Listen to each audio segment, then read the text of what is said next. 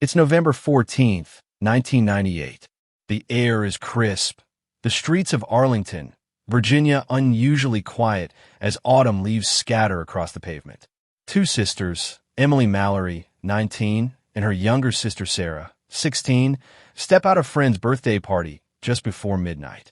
They walk side by side, laughing in the chill of the night, their voices echoing softly as if the neighborhood itself was listening. Emily, the more responsible of the two, pulls her denim jacket tighter around her shoulders, while Sarah, with her untamed energy, skips a little ahead, her sneakers crunching against the gravel. They head toward the bus stop on Mallory Lane, a place they've been dozens of times before. But on this night, something is different.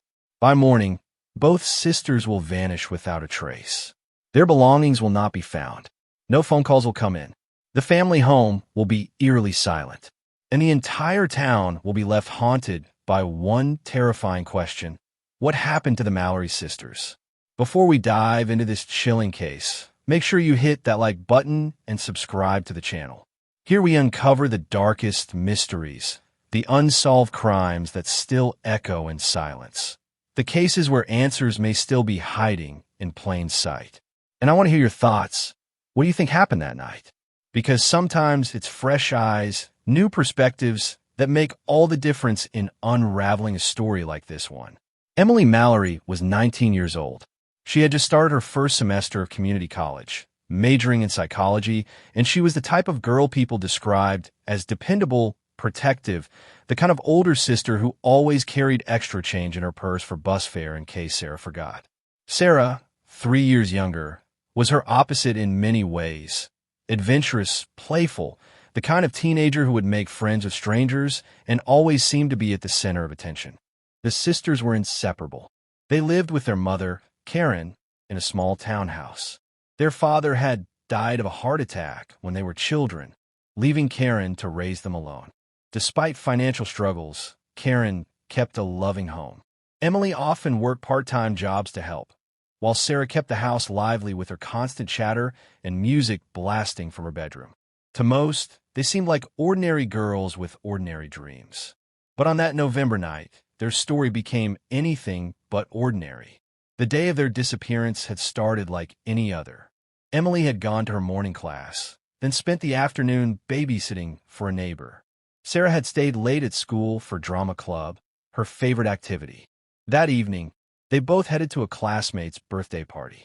Witnesses say they arrived around 9 p.m., together as always. People remember them laughing, sticking close to each other, sipping sodas, and occasionally glancing at the clock.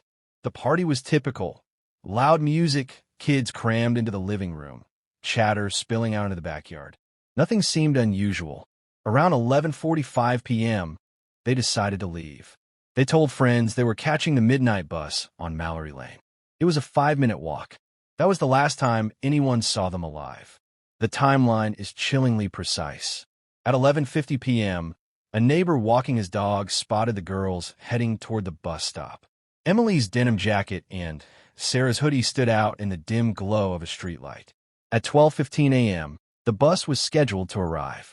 But according to the driver, the sisters never boarded. By 12:30 a.m., the streets were silent. By 2 a.m., their mother was awake, pacing, her calls to both daughters going unanswered.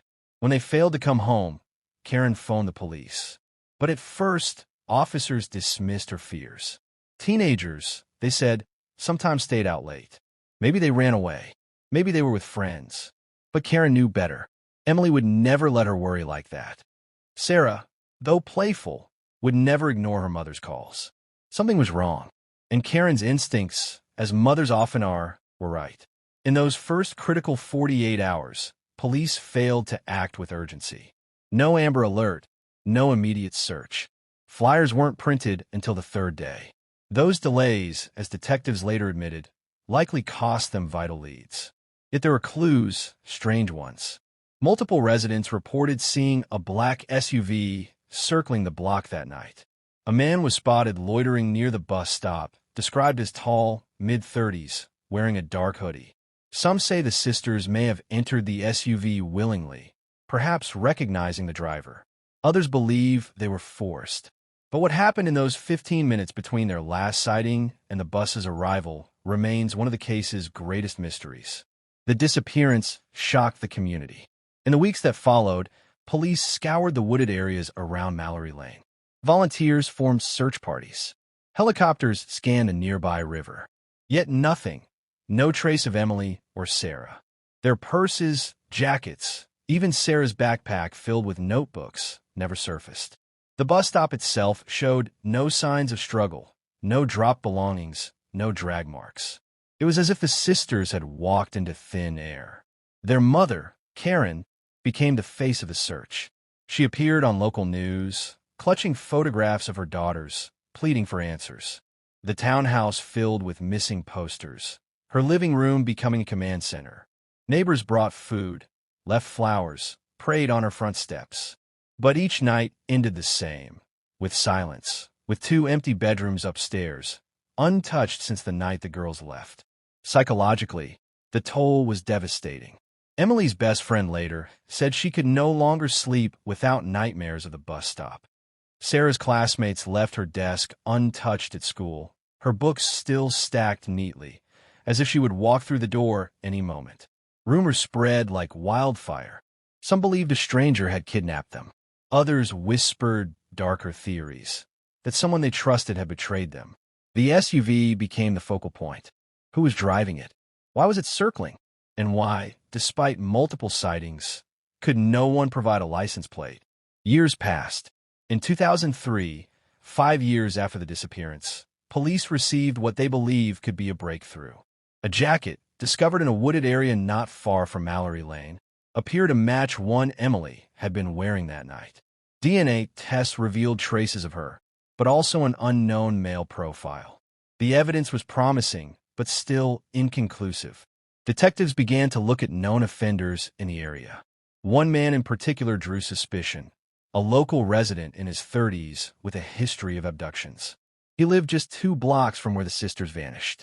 His SUV matched descriptions given by neighbors. Yet when tested, his DNA did not match the profile on the jacket. Once again, hope collapsed into frustration. The investigation shifted focus many times. Detectives pursued leads across state lines, even tips suggesting the sisters had been taken into trafficking networks. Others believed the girls may have tried to run away, though their close relationship with their mother made that unlikely.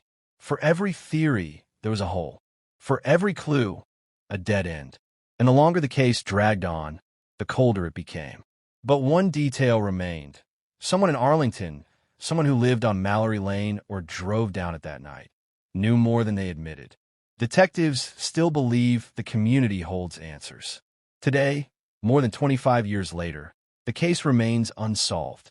The Mallory sisters' disappearance has become a ghost story of Arlington, whispered by neighbors, warned by parents to their children. Don't walk alone at night. Don't wait at the bus stop by yourself.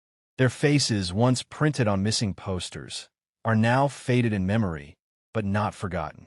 Karen Mallory, their mother, still leaves the porch light on every night, hoping against all odds that her daughters will walk back through the door. 2 sisters, gone in an instant. Were they the victims of an opportunistic predator? Did someone close to them hide a secret darker than anyone imagined? Or could the truth be even stranger, something the world has yet to uncover? Someone knows what happened on Mallory Lane, and until they speak, the fate of Emily and Sarah Mallory will remain one of America's most haunting mysteries. Before we close, I want to hear from you. What do you think happened that night? Were the Mallory sisters taken by a stranger in the black SUV? Did they willingly leave with someone they trusted? Or was the truth something far more sinister? Drop your theories in the comments below. I read every single one. And in unsolved cases like this, your perspective matters. Don't forget to like this video if you found this story chilling, and subscribe for more gripping true crime mysteries. Because sometimes it's not the answers that keep us awake at night, it's the questions. The search for Emily and Sarah Mallory had begun to consume Arlington, Virginia. By the second week, their faces were everywhere: lampposts, convenience stores, school bulletin boards. The missing posters showed 2 smiling young women who had stepped out of a party and vanished into thin air. For their mother, Karen, every knock at the door was both hope and dread. Hope that her daughters were alive. Dread that police might arrive with devastating news. But what investigators were beginning to uncover would only raise more questions and dark suspicions that pointed in multiple directions. Detectives started with the obvious. The party. Nearly 30 teenagers had been inside that suburban home the night the girls disappeared. One by one, they were questioned. Most accounts were the same. The sisters stuck close together, left just before midnight, said they were catching the bus. But small inconsistencies emerged. One witness claimed Sarah left the house earlier than Emily. Another insisted they saw Emily talking quietly with a man near the kitchen door, someone no one else remembered. Could this be the missing link? Or just hazy teenage memories clouded by music and alcohol? Attention soon turned to the black SUV reported circling the block. Multiple neighbors described it as a late-model Ford Explorer. One man even swore he saw two figures near it just before midnight. But frustratingly, no license plate was ever written down. Detectives canvassed local car lots, pulled records of every registered SUV in a 10-mile radius, and still, nothing concrete tied any vehicle to that night. The police's initial mishandling had cost them dearly, and now, as they tried to piece together the timeline, the trail was already growing cold. But then came the first chilling piece of physical evidence. 5 months after the disappearance, a hiker discovered a pair of sneakers near a wooded trail 3 miles from Mallory Lane. They were mud-stained, partially hidden beneath leaves, but they were unmistakably Sarah's. Her mother confirmed them immediately. White Reeboks with her name scrawled faintly inside.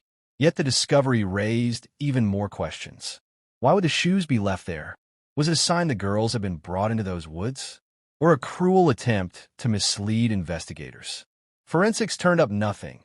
No blood, no DNA, no trace of who had handled them. The case began to divide the community.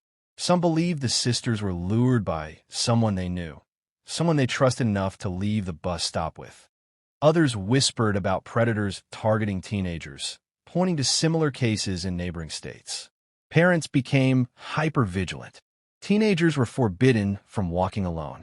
The once quiet town was suddenly ruled by fear. Detectives pushed forward, zeroing in on possible suspects. One man, a 35-year-old mechanic named David Hale, lived less than 2 miles from the Mallory home. He had a criminal record, 2 prior arrests for assaulting young women. His vehicle?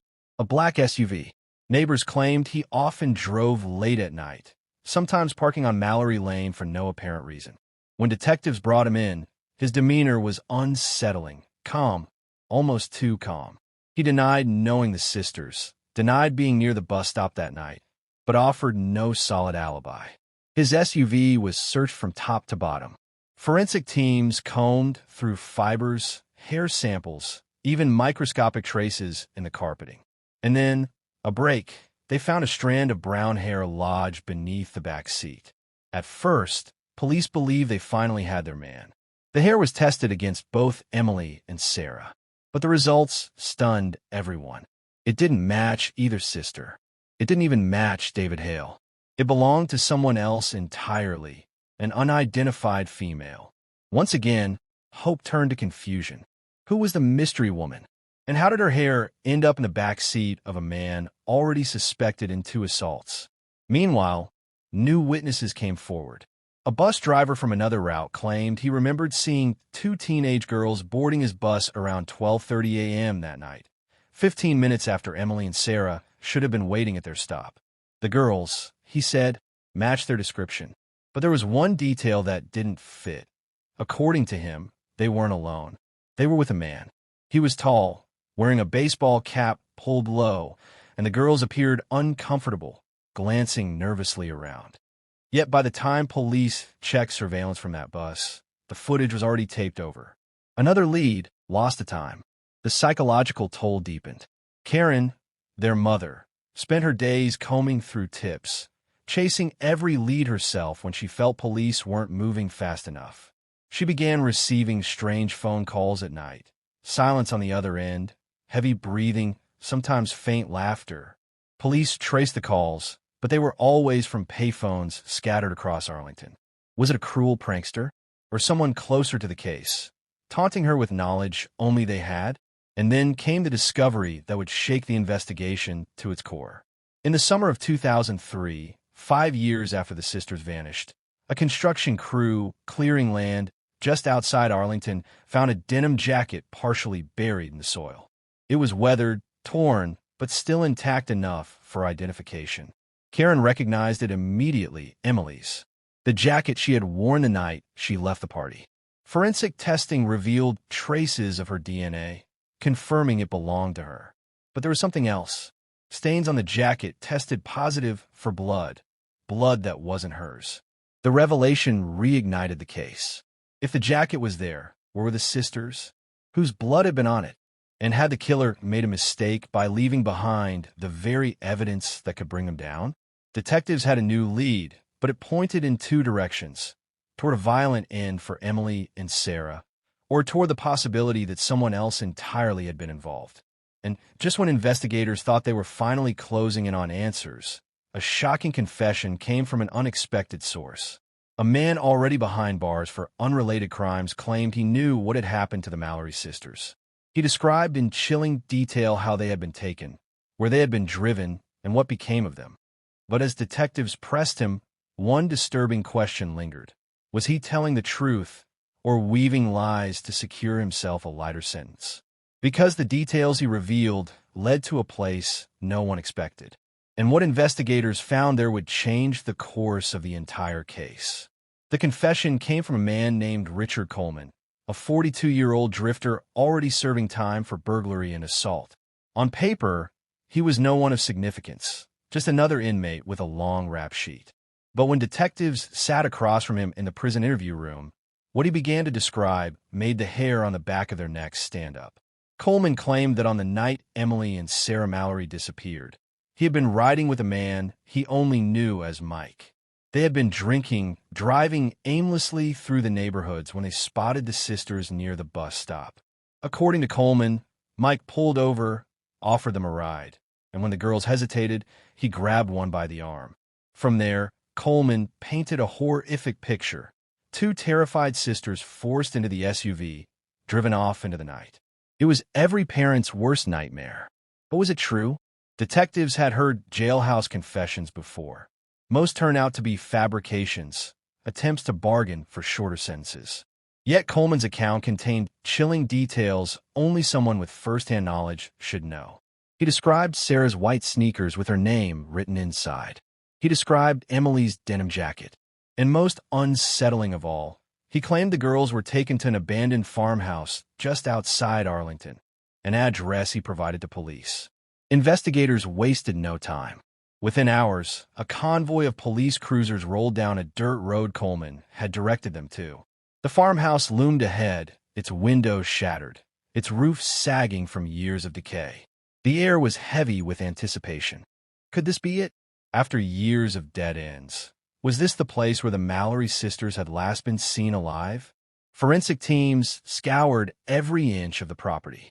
In the basement, beneath a rotting floorboard, they found a fragment of fabric that matched Emily's jacket. Nearby, buried in the dirt, they unearthed a small silver locket engraved with the letter S. Karen Mallory confirmed immediately it was Sarah's. It had been a birthday gift from her grandmother. Suddenly, Coleman's story seemed horrifyingly plausible. But as the search expanded, something didn't add up. Coleman had described a violent struggle inside the farmhouse. He claimed blood had stained the walls, that evidence of the sisters' presence would be obvious. Yet forensic testing revealed nothing. No fingerprints, no blood, no DNA. Aside from the jacket fragment and locket, the farmhouse was clean. Too clean. Almost as if someone had deliberately wiped it years earlier. The discovery split the investigation wide open. Was Coleman genuinely confessing? Or had he somehow gained knowledge of the sisters' belongings after the fact, planting just enough truth into his story to appear credible? Detectives pressed him further, and this time his tale shifted. He insisted he hadn't been the one who harmed the girls, that it had all been Mike. But when police demanded more details, Coleman's answers grew vague. He couldn't remember Mike's last name, couldn't recall where he lived, couldn't explain how he had originally met him. The FBI, now assisting with the case, dug into Coleman's past. His records revealed a pattern of lies, fabrications, and failed attempts to insert himself into unsolved cases. He had once claimed to know the whereabouts of another missing girl, only for it to be proven false. Still, the fact that the farmhouse yielded real evidence belonging to the Mallory sisters was impossible to ignore. How did Coleman know about it? And why lead detectives there if it wasn't true? And then came another shocking twist. 6 months after the farmhouse search, DNA results finally came back on the blood found on Emily's denim jacket years earlier. The blood belonged to a male, but not Coleman, not David Hale, the local mechanic police had once suspected. It belonged to a man who had never been on their radar before, an Arlington resident named Mark Rudd. Rudd was a quiet, 39-year-old man who lived less than 2 miles from the bus stop. He had no criminal record, no history of violence. He worked at a shipping warehouse and kept to himself. But the DNA match was undeniable. Police raided his home, searching for any link to the Mallory sisters. Inside his garage, they discovered rope, duct tape, and a collection of women's clothing that did not belong to anyone in his family. Some items were torn, some stained. It was the most disturbing find yet. Rudd was brought in for questioning. Sitting under the harsh fluorescent lights, he denied everything. He said he had no idea how his blood ended up on Emily's jacket. He claimed the clothing in his garage had been left behind by an ex-girlfriend. He never faltered in his denial. But investigators were convinced they had finally found their prime suspect. And yet, the case was far from airtight. Without the sisters' bodies, without direct evidence tying Rudd to the farmhouse or the night of the disappearance, prosecutors hesitated. The case risked collapsing in court. And then, in a move that stunned everyone, Rudd requested to speak privately with detectives again. He leaned across the table and whispered something that would change everything. He said he knew where the Mallory sisters were buried. Detectives froze. After years of searching, after endless heartbreak, could this be the answer Karen Mallory had prayed for? Rudd gave them a location, an overgrown patch of woods just outside Arlington, near a dried-up creek bed. Officers rushed to the site, combing the ground with cadaver dogs, shovels, and ground-penetrating radar. For 2 days, the search continued. And then, on the 3rd day, a chilling discovery was made. Beneath the soil, wrapped in plastic sheeting, lay human remains. 2 sets.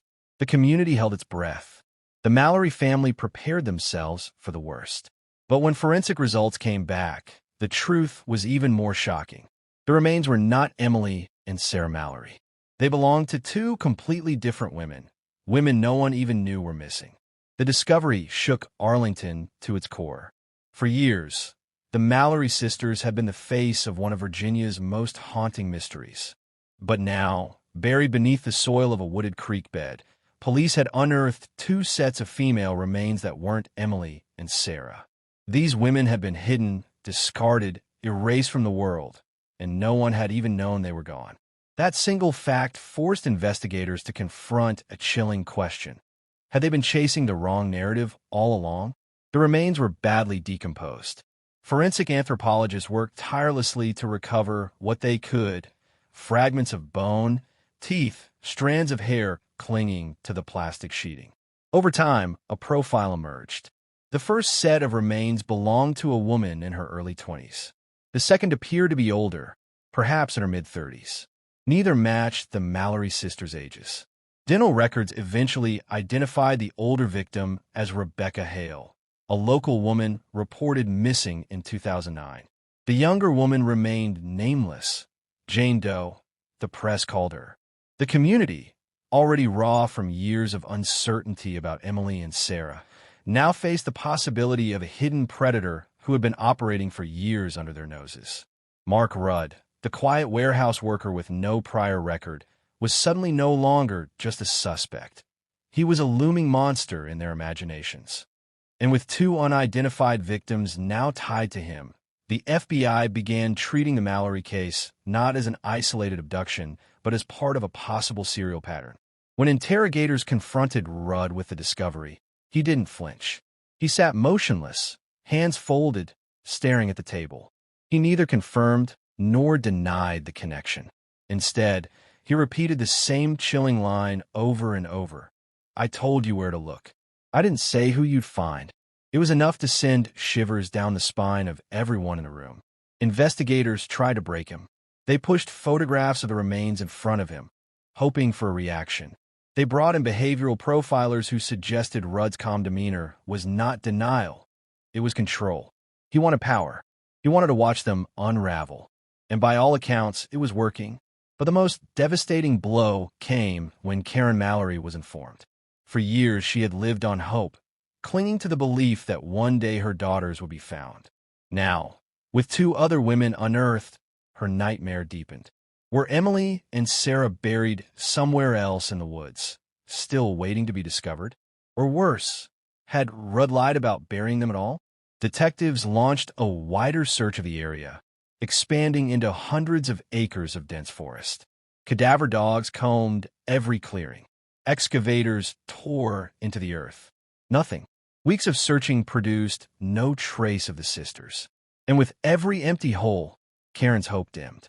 Meanwhile, journalists swarmed Arlington, branding Rudd as the creek bed killer. The nickname stuck, spreading across headlines and evening news. Former neighbors came forward, recalling strange behaviors. Rudd working late nights in his garage, burning trash at odd hours, digging in his backyard. But none of it amounted to direct evidence. Then came the breakthrough no one expected. Forensic analysts matched fibers from the plastic sheeting found in the creek bed to rolls of industrial wrap used at Rudd's shipping warehouse. It was the first concrete link tying him to the remains. A search warrant turned up more plastic sheeting at his workplace, identical in texture and composition.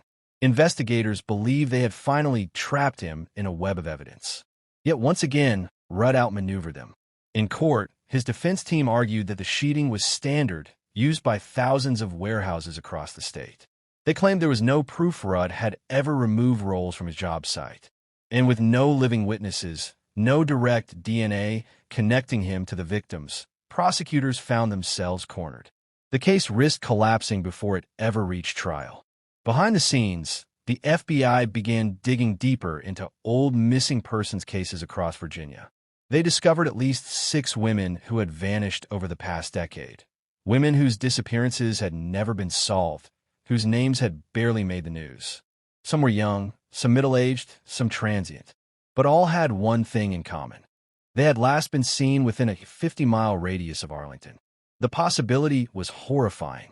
If Rudd was indeed responsible, Emily and Sarah might not just be 2 victims in a tragedy. They could be part of a much larger story, one stretching back years. A story of systematic abduction, silence, and death.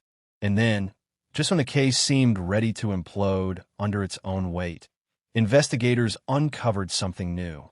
Hidden inside Rudd's garage, tucked behind a loose wall panel, they found a small locked metal box. Inside were photographs, dozens of them. Some were of women police recognized as known missing persons. Others were of complete strangers. Some images appeared staged. Others showed women in distress. And in the back of the stack was the photo that froze every detective in the room. It was of Emily and Sarah Mallory, alive, terrified, bound together in what looked like the basement of an unfamiliar house. The photo was dated 2 days after they disappeared. The photograph changed everything. Up until that moment, investigators had only speculation, fragments of evidence, and a suspect who seemed more ghost than man. But now, staring back at them from a stack of hidden photographs, were Emily and Sarah Mallory. Bound, wide-eyed, alive. The date scrawled in the corner was unmistakable, 2 days after they had disappeared. It was proof that the sisters had survived the night of their abduction. Proof that they had been held somewhere. And proof that someone, somewhere, had been documenting their captivity. For Karen Mallory, the revelation was both salvation and torment. For years, she had begged anyone who would listen to believe her daughters were still out there. Now the FBI had handed her the validation she'd always known deep down. But alongside it came the unbearable weight of possibility. If the photo was real, Did that mean her daughters could still be alive after all these years? Or was it simply a haunting echo of what once was? Agents immediately dissected the image. They studied the basement's concrete walls, the exposed wooden beams, the single dangling light bulb casting shadows across the sisters' faces. A portion of a furnace vent was visible in the corner, rusted and dented. The details were scarce, but to investigators they were breadcrumbs, a trail that might lead them to the very room where Emily and Sarah had been imprisoned. The FBI pulled every building permit in Arlington dating back 20 years, scouring records of basements, unfinished cellars, and properties with similar furnace systems. Thousands of documents poured in, and analysts worked day and night to narrow the list. At the same time, agents revisited every person connected to Rudd: friends, coworkers, distant relatives, even former landlords. Someone had to recognize that basement. But as the search expanded, so did the terror. The other photographs in the box showed women investigators couldn't identify. Some images appeared to have been taken in the same basement, others in different rooms entirely. The implications were staggering. If Rudd had photographed multiple women in captivity, then the Mallory sisters were not alone in their fate. They were part of a horrifying pattern. Detectives pressed Rudd harder than ever before. They slid the photographs across the table, demanding answers. But he remained maddeningly calm. "You think you're asking the right questions," he told them. "You're not. You're looking at one house. You should be looking at the others." That single line plunged the investigation into chaos. What others? Were there multiple properties? Was Rudd hinting at accomplices? Or was he playing his usual game of manipulation, dangling riddles to keep investigators off balance? Meanwhile, the press latched onto the new development. Headlines screamed, "Basement of Terror, Mallory sisters captured on film." Karen Mallory was besieged by reporters desperate for a statement, but she refused to speak, retreating into silence. Behind closed doors, however, she admitted something chilling to the FBI. She recognized the basement. Not all of it, but one part. The vent in the corner looked exactly like the one in her late uncle's old rental property, a house on the outskirts of Arlington that had been vacant for years. Investigators rushed to the location, a dilapidated two-story home with boards over the windows. They pried open the basement door and descended into darkness. For a moment, it seemed like the nightmare might finally end. The layout matched the photo, the concrete walls, the wooden beams. But when they reached the far corner, their hope crumbled. The furnace vent was different, newer, recently replaced. The basement had been renovated. If the Mallory sisters had been held there, every trace had been erased. Then came another blow. A search of property records revealed that in 2010, the house had been rented under a false name, one that linked back to Mark Rudd. He had access. He had opportunity. But without physical evidence, prosecutors still couldn't tie him directly to the sisters' captivity. It was like chasing shadows through time. Yet the FBI wasn't finished.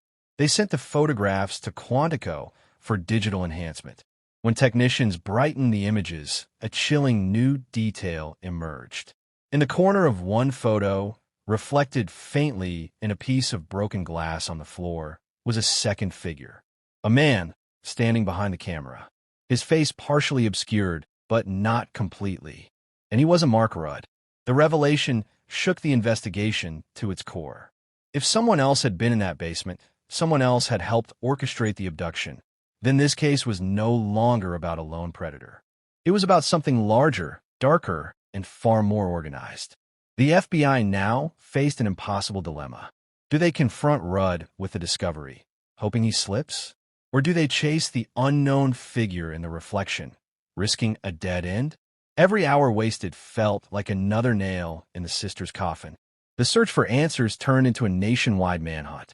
Agents tracked down former tenants of Rudd's properties, old co-workers, even prison inmates he had corresponded with during a brief jail stint for petty theft in his youth. Piece by piece, a web began to emerge, one that hinted at connections to underground trafficking networks, properties spread across multiple states, and women who had vanished without explanation. For Karen, the waiting was unbearable. She lived every day with her daughters' faces burned into her memory, clinging to the belief that the FBI was getting closer. But as weeks turned into months, hope once again began to dim.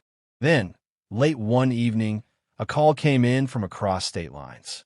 A construction crew demolishing an abandoned farmhouse in rural Maryland had uncovered a hidden basement. Inside were remnants of ropes, torn fabric, and personal belongings scattered across the floor. Among them was a small silver locket engraved with the initials EM, Emily Mallory's locket. The farmhouse in Maryland was supposed to be the end of the search. For a moment, the FBI thought they had stumbled upon the final chapter in the Mallory sisters' nightmare. The locket with Emily's initials seemed like undeniable proof that she had once been there. But as agents examined the crumbling basement more closely, a new horror began to emerge. This was not a one-off location. It was part of something much larger. The walls bore drill holes where chains had once been anchored. The floor showed faint outlines of heavy furniture that had been bolted in place. And scattered across the dirt were scraps of women's clothing, none of which matched anything belonging to Emily or Sarah Mallory. This wasn't a basement built for one crime. It was a prison built for many. For the first time, investigators admitted what they had feared for years. The disappearance of the Mallory sisters wasn't just a single case. It was a thread in a tapestry of abductions stretching across state lines. The photographs, the hidden basements, the reflection of a second man. Everything pointed to an organized system designed to capture, move, and conceal victims in plain sight. But who was running it? And how many victims were there? The FBI expanded their task force overnight. Agents traced property records tied to shell companies and false identities linked to Mark Rudd. What they uncovered was staggering. At least 6 abandoned homes across Virginia, Maryland, and Pennsylvania had connections to him, rented under aliases, paid for with untraceable money orders. Each property had either been abandoned or sold shortly after renovations were made to their basements. It was as if these houses existed only long enough to serve a sinister purpose, then were discarded like evidence. The more they searched, the more basements they found. And in nearly every one, remnants of captivity remained. Chains bolted to walls, scratch marks carved into wooden beams, personal items left behind. The scale of it all was overwhelming. This wasn't just about the Mallory sisters anymore. It was about dozens, maybe hundreds, of women who had vanished without a trace. Still, every discovery came with frustration. The basements were empty. The trails were cold. The photographs were haunting, but without dates or locations. They were riddles with no solutions. Karen Mallory's grief deepened into anger. She confronted the lead agent, demanding to know why. If they could find these basements, they still couldn't find her daughters. Her voice cracked as she screamed through tears. "You keep showing me walls and chains, but where are Emily and Sarah? Where are my girls?" Her outburst pushed investigators harder. They re-examined the photograph of the reflection in the broken glass. Facial recognition software was run against national databases. After weeks of analysis, a partial match emerged. The man in the reflection was identified as a drifter named Daniel Briggs, a former construction worker with a history of violence.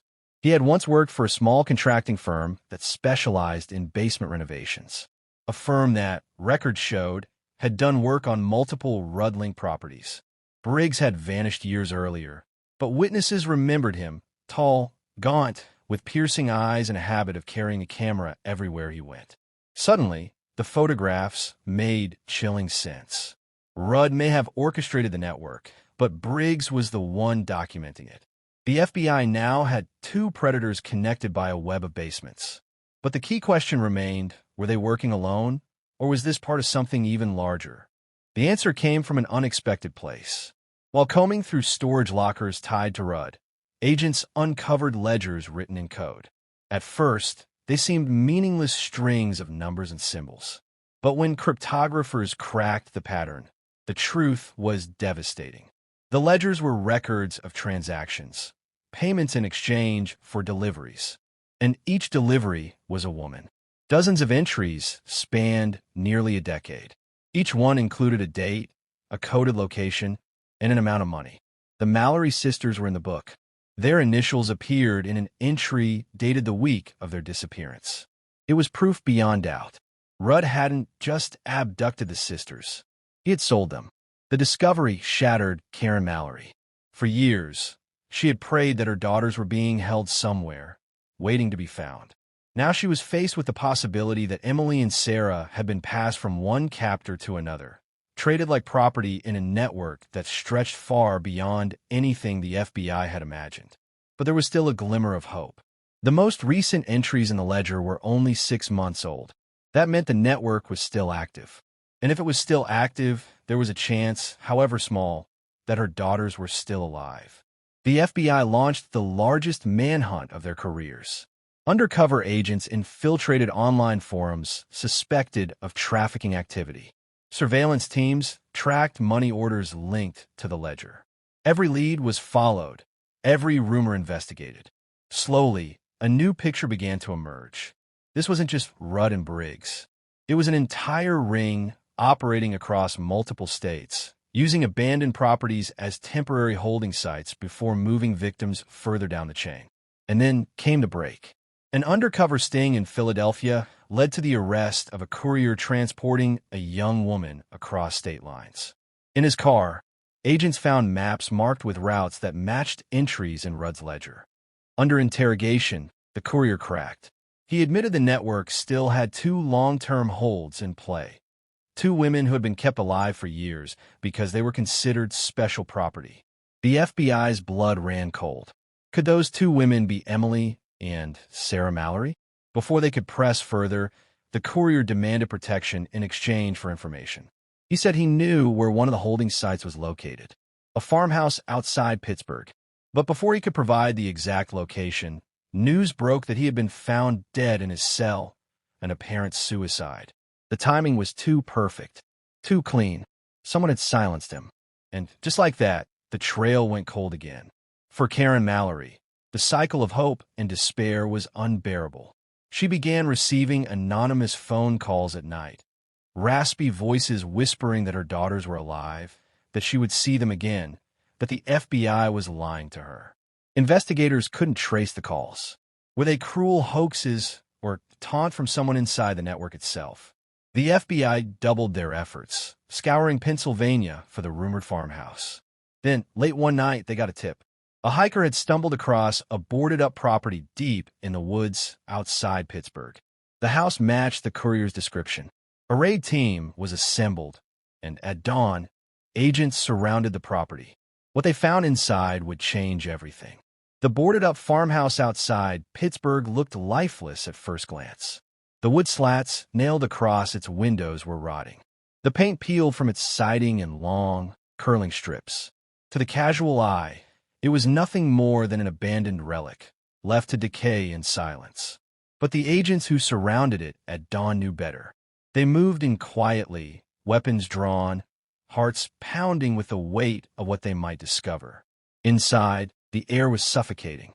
Dust floated in shafts of pale light that cut through cracks in the boarded windows. The floorboards groaned under each careful step. It was the smell that hit them first, a sharp blend of mildew, rust, and something else. Something human. The ground floor was empty. Rusted furniture, a broken lamp, piles of newspapers dating back over a decade. Nothing that suggested life. But then the team found a trapdoor hidden beneath a threadbare rug in the corner of the living room. The wood was freshly cut. Someone had been here recently. As the agents pried the door open, a heavy draft of air rose up, stale and metallic. A staircase descended into darkness. They moved down slowly, flashlights piercing the black. What they found at the bottom stopped them cold. The basement wasn't like the others. This one was larger, reinforced with steel beams, the walls lined with soundproof padding. Chains dangled from hooks, but there was something new, something more sinister. The walls were covered in photographs. Hundreds of them. Polaroids. Each one captured the face of a different woman. Some crying, some expressionless, some clearly drugged, all of them trapped. And then, in the center of the room, they found a chair. A single metal chair bolted to the floor. Beside it, an old camcorder on a tripod, its red light still blinking. The tape inside was fresh. When agents played it back, the images were grotesque. A woman chained to the chair, her face obscured by a hood. A man's voice asking questions, demanding obedience. And then, just before the tape ended, the hood was ripped away. For a split second, her face was visible. It wasn't Emily or Sarah Mallory. It was someone else, a young woman who had been reported missing just months earlier. Proof that the network was still very much alive. Karen Mallory was devastated when she heard. She had braced herself for answers, any answers about her daughters. Instead, all she had was another name, another victim, another reminder that the system her daughters were caught in didn't stop. It evolved. But there was more. In the far corner of the basement, agents discovered a locked steel cabinet. Inside were folders neatly organized. Each folder contained a profile, photographs, birth dates, even medical information. Victims cataloged like inventory. And among those files, two stood out, marked only with initials, YM and SM. The pages inside confirmed the unthinkable. Emily and Sarah Mallory had been held long-term. Notes detailed transfer delays, buyer interest, and chillingly, special conditions, do not terminate. They weren't ordinary victims. They had been reserved, protected, but the last entry dated back almost a year. After that, nothing. No confirmation of their fate. No proof they were alive. Just silence. Still, to Karen, it was enough. For the first time in years, she had proof her daughters had survived well beyond their abduction. And if they had survived that long, she refused to believe they were gone now. The FBI pressed harder than ever. Agents tracked financial flows from Rudd's ledger to offshore accounts. Cryptographers cracked deeper layers of code, uncovering references to the exchange, a clandestine marketplace that operated on the dark web. Each transaction matched the dates in the ledger. Each transaction represented a human life. And then came a chilling discovery. Hidden among the coded entries was a new listing, dated only weeks earlier. The initials matched again, YM and SM. It was impossible. Could Emily and Sarah still be alive after all these years? Or was the network using their identities as a cruel lure? Karen's hope surged, but so did her terror. Because if her daughters were still being moved, it meant they were still trapped in the system, still suffering. And the FBI had only one shot left to intercept them before they vanished again. An emergency sting was planned. Agents prepared to infiltrate the exchange, to pose as buyers and get close enough to identify where the sisters, or whoever was being sold under their names, were being held. The operation was dangerous. One mistake could compromise everything, could cost lives. On the night of the sting, tension ran high. Agents sat in an unmarked van, laptops glowing in the dark, monitoring the live feed as the undercover operative logged into the exchange. The bidding room opened, and there, on the screen, appeared a new lot. The description was short, the initials familiar. 2 women, long-term hold, special property. The bidding began, and then, just as the agent prepared to place a bid to keep the transaction active, the screen flickered. A new message appeared, not part of the listing, not part of the auction, just 3 words typed into the chat window. "We see you." The feed went black. The van fell silent. The network had discovered the FBI's presence. The operation was blown. And somewhere out there, whether alive or already gone, Emily and Sarah Mallory's fate hung in the balance. Because if the FBI had learned anything by now, it was this: the network wasn't just organized. It was watching. It was listening. And it was always one step ahead. And as Karen Mallory sat by her phone, waiting for news, she received one last call. The same raspy voice as before. Only this time, it said something new. They're not gone. But if you want to see them again, don't trust the FBI. And that's where tonight's investigation ends. But the story of the Mallory sisters is far from over. What do you think the FBI will find inside that farmhouse? Could Emily and Sarah still be alive after all these years? Or will the truth be darker than anyone imagined? Let me know your thoughts in the comments below. If you've been following this case and want to see where it goes next, make sure you hit that like button, subscribe, and turn on notifications so you don't miss what comes next.